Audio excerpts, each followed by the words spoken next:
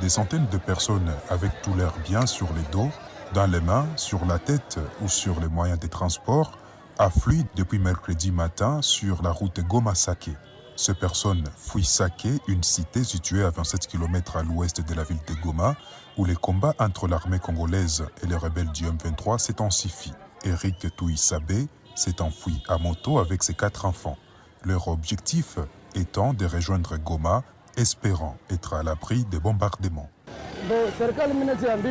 Je peux dire au gouvernement d'être clair sur cette situation. Il y a une carte qui se joue. Il vaut mieux faire la lumière sur la situation au lieu de laisser nos jeunes mourir au front, qu'ils nous disent ce qui ne marche pas.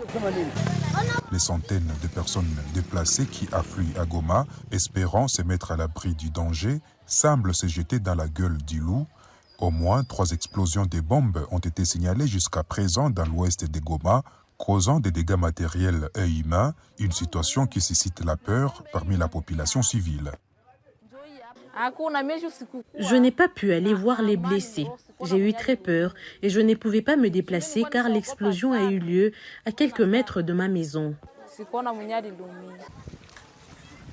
Outre les habitations, les établissements de santé sont aussi la cible des bombardements. Par exemple, le centre de santé Mugunga 3 a été endommagé par une grave explosion qui n'a heureusement pas fait de victimes humaines.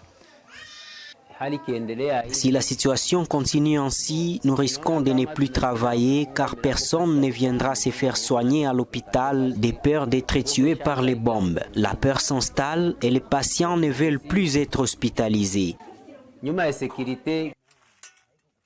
Les combats se poursuivent dans les collines surplombant la cité de Saké et plusieurs personnes seraient mortes dans la cité.